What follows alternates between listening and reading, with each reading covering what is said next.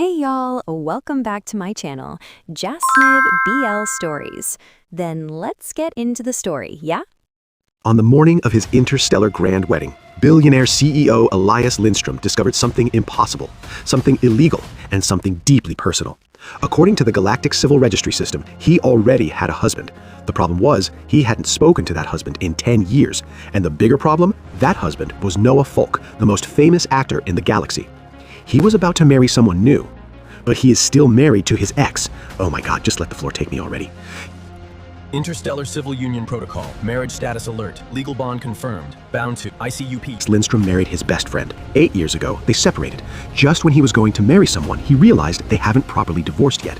Later, they met to sign divorce papers. Instead, hours later, they witnessed a mafia assassination.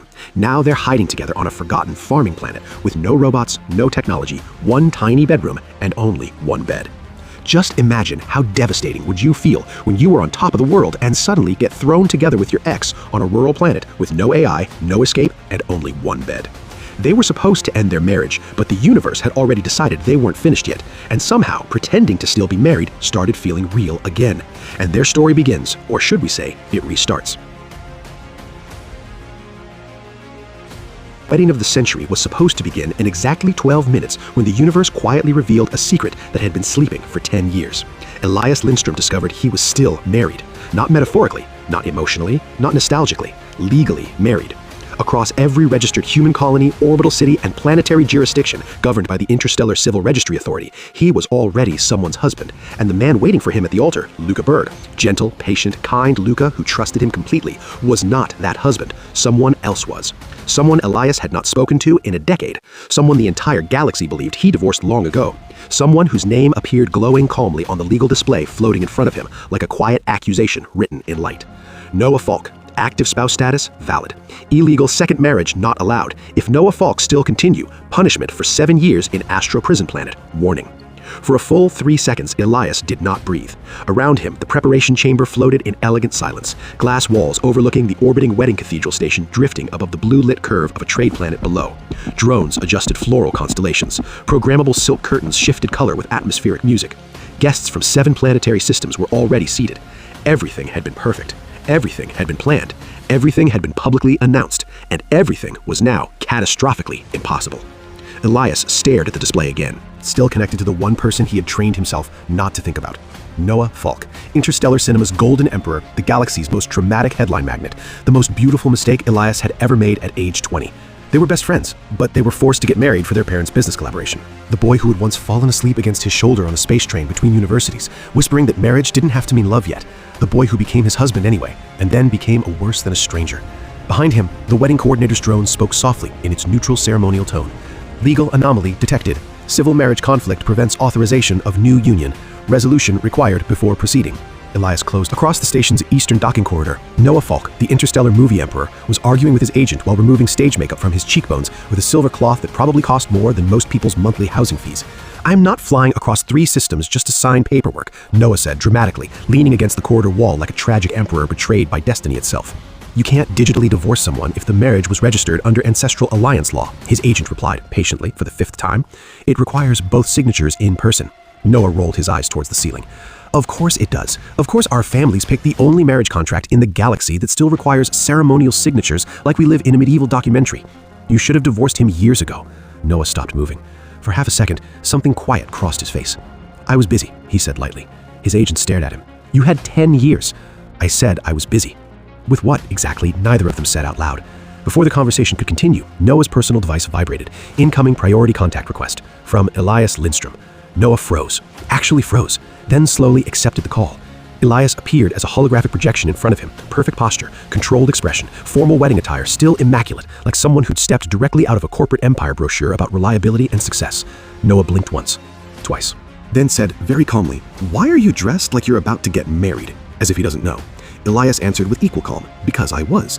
Silence stretched between them like an old memory neither knew how to step across anymore. Then Noah said, "Was? I discovered something. Apparently, I'm still your husband." Noah replied dryly, "Ha, is that so? What could have gone wrong? I really have no idea, sadly." Elias stared at him with suspicions, but still nodded once. "Yes." Noah laughed, not happily, not angrily, just the kind of laugh people make when they did something secretly but still got caught, but still pretends nothing happened. So, Noah said after a moment, we should probably fix that. Yes, Elias agreed. They both meant the paperwork. Neither of them meant the silence sitting underneath it. 3 hours later, they met in person for the first time in 10 years. The legal administration chamber floated between docking sectors like a neutral island built specifically for uncomfortable conversations. No ceremony, no observers, just 2 biometric scanners and a contract waiting patiently to end something that had technically never stopped existing. Noah arrived first. Of course he did. Actors always arrived early when pretending not to care. He leaned casually against the wall with the exact posture tabloids called effortlessly dangerous elegance. Sunglasses pushed into his hair even though the room lighting was artificial and soft. Then the door opened, and Elias walked in. For 1 second, just one small second, they both forgot how to speak, because 10 years had changed them, but not enough. Elias was still tall, still steady, still composed, like gravity itself personally trusted him with responsibility. Noah was still unfairly beautiful in the way people who knew cameras loved them always were, and somehow they were still married. Well, Noah said finally, folding his arms. Hello, husband. Elias almost smiled. Hello, Noah. They both approached the contract console, together. 1 signature, 2 signatures. 10 years finished. Simple, clean, logical. Except the universe, apparently, had other plans, because before either of them could touch the biometric scanner, the glass wall beside them exploded. Not cracked, not fractured, exploded. Sound vanished for half a second as pressure shields slammed into place and 2 armored figures crashed through the corridor outside, running at full speed while energy weapons discharged behind them in sharp flashes of white light. Noah turned first, Elias followed immediately, and both of them saw exactly the wrong thing at exactly the wrong moment. A third figure fell, a fourth raised a weapon, a shot fired, a body hit the floor. Silence returned like something heavy and final. Then one of the attackers looked up, looked directly at them, their faces, and smiled. That was the exact second Elias and Noah stopped being 2 men signing divorce papers and became witnesses the galactic mafia could not allow them to exist after seeing them literally offing the officials. 20 hours later, they were officially placed under emergency witness protection. Together. Because legally speaking, they were still married. And the safest hiding location in 3 star systems was a rural heritage planet where artificial intelligence was forbidden. Robots were illegal, networks barely functioned, and nobody cared who they used to be before they arrived. A place called Planet Virelia. A place where husbands shared bedrooms, shared beds, shared chores, shared lives, whether they were ready or not. And neither Elias Lindström nor Noah Falk had any idea they were about to fall in love with each other again, still legally married across the stars. Chapter 2. The planet that forgot the future. The shuttle that carried them to planet Virelia did not look like something meant to transport 2 of the most recognizable men in 3 planetary sectors, and as it descended slowly through layers of pale cloud and golden afternoon light toward a wide stretch of green land that seemed impossibly quiet compared to the mechanical brilliance of the cities they had just left behind, Elias found himself staring out the small window longer than necessary, not because the view was unfamiliar, but because it was unfamiliar in a way that made his chest feel unexpectedly tight.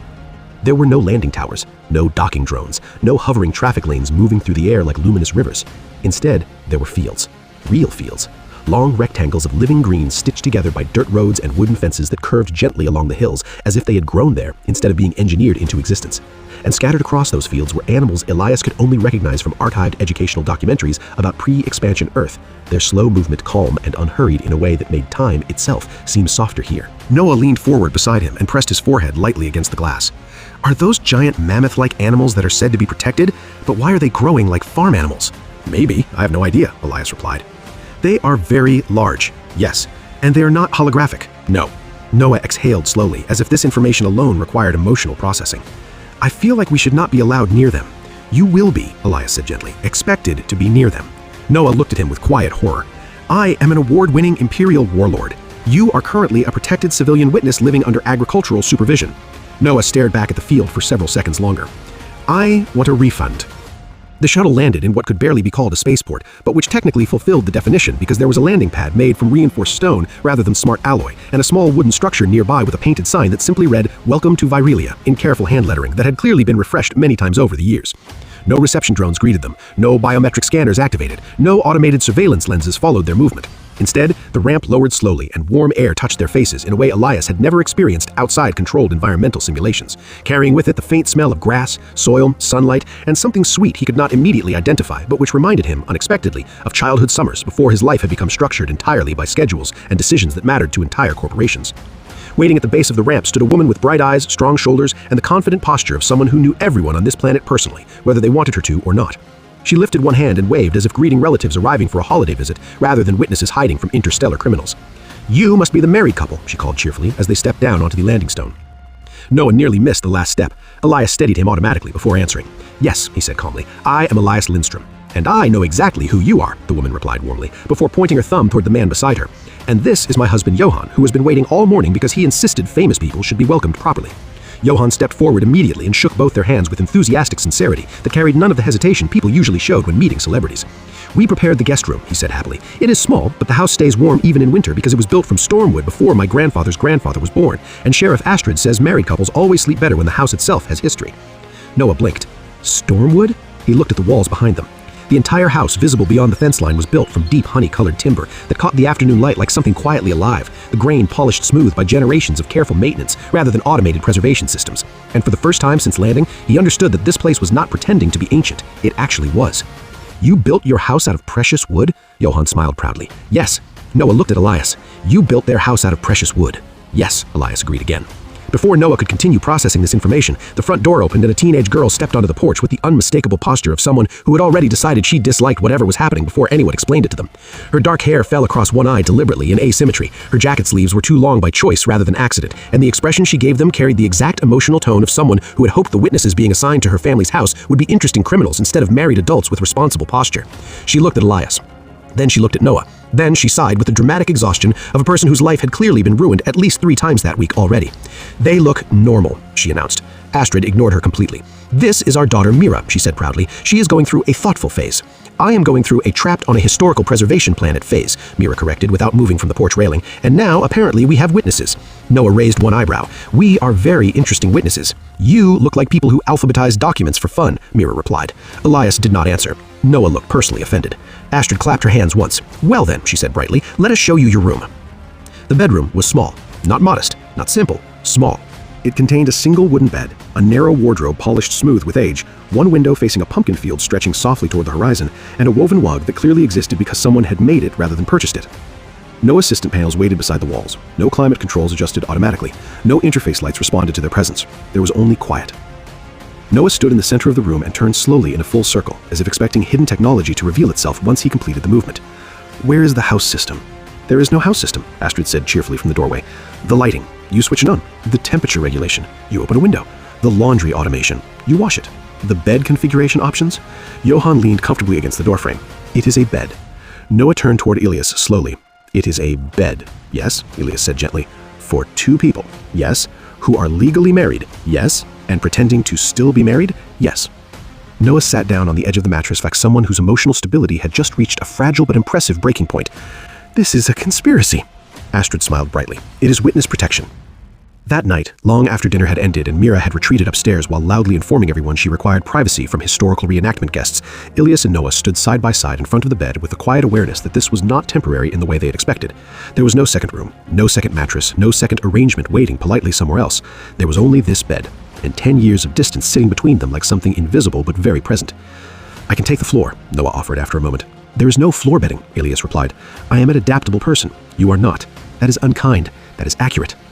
Noah hesitated. Then he sat down again slowly. The mattress shifted slightly under his weight. Elias followed a second later. For a few seconds, neither of them moved.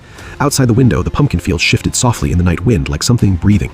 Inside the room, the silence felt unfamiliar but not uncomfortable. Just new, or perhaps very old. Noah lay down first, staring at the ceiling beams above them as if memorizing their shape. "There is no network signal," he said quietly. "Yes." "No robot assistants." "Yes." "No cameras." "No." "No expectations." Elias turned his head slightly toward him. "No distractions," he said. Noah looked back. For the first time since arriving on Virelia, neither of them spoke again immediately, because something about this planet was already changing the space between them. And for the first time in 10 years, they were sharing a bed again. Jasniv BL Stories. So how was your weekdays and weekends? Hope everything is okay with y'all. Hey, don't forget to give thumbs up, give me a comment, and subscribe to see part 2.